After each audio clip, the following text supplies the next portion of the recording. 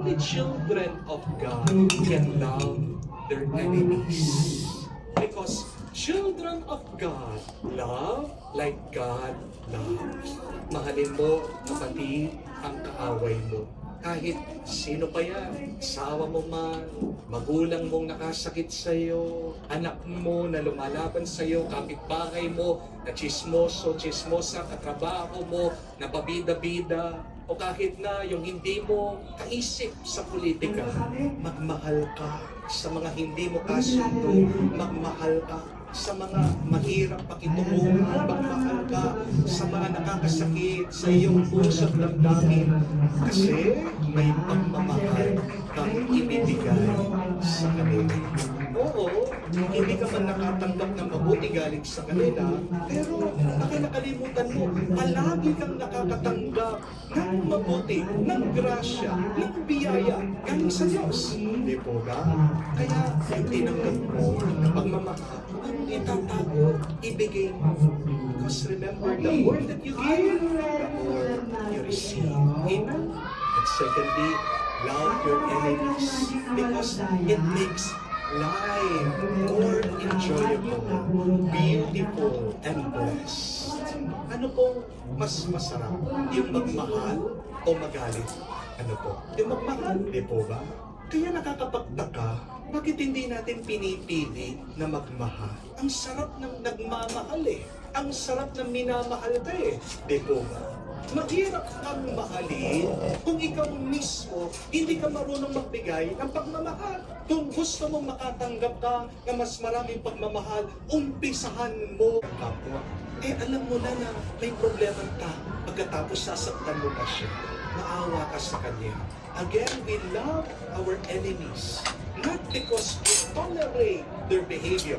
Mahalin mo yung nakasakit sa iyo. Bahala ng Diyos. Ang Diyos ang gagawa ng justisya. The most pleasant, the most enjoyable thing to do with your time, with your life, with your energy. Mas masarap nagmamahal kaysa sa nagtatago ng sakit ng loob.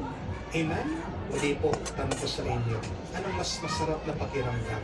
Yung pong nag-iisip paano ka maghiganti o yung nagpapatawad ka? Ano po? Nagpapatawad.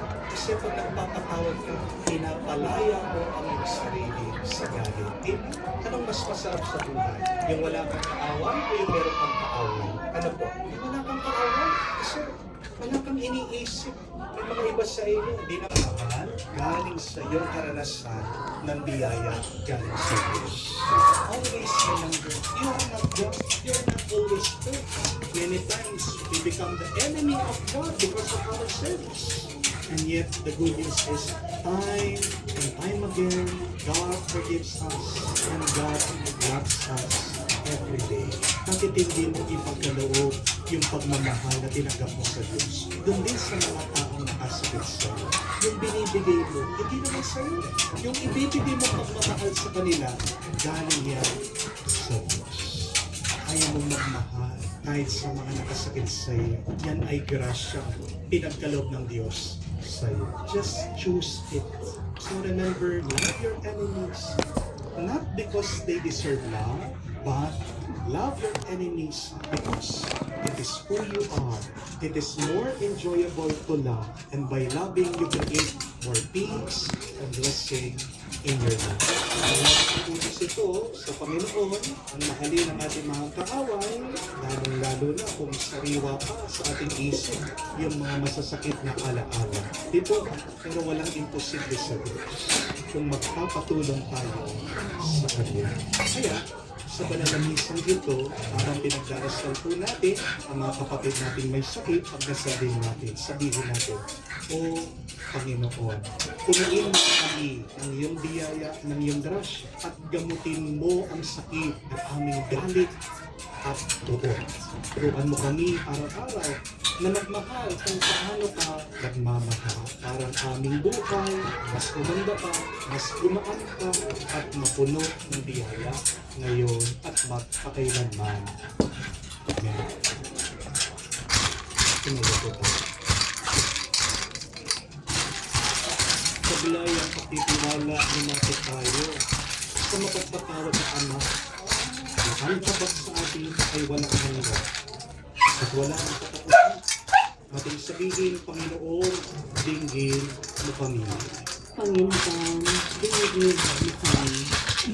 Ang simbahan naway, maging buhay ng halimbawa ng pagpapatawad at abad na ipinakita ni Jesus. Manalangin tayo sa Panginoon. Panginoon, dinggin mo kami. Ating nawang kaawaan ang mga taong nakakapit na pagkisala o nagdulot ng mga paghihirap sa atin. Manalangin tayo sa Panginoon. Panginoon, dinggin mo kami. Sa tulong ng biyaya ng Diyos, naway matawad natin ang ating mga kaaway. Manalangin tayo sa Panginoon. Panginoon, dinggin mo kami. Sa katahimikan po ng ating puso, magitin natin, sabihin natin sa Diyos ang ating mga personal na pangangailangan. Makapangyarihan, mahabaging Ama, pinasasalamatan ka namin sa pagpapatawad na inihahandog mo sa pamamagitan ng iyong anak.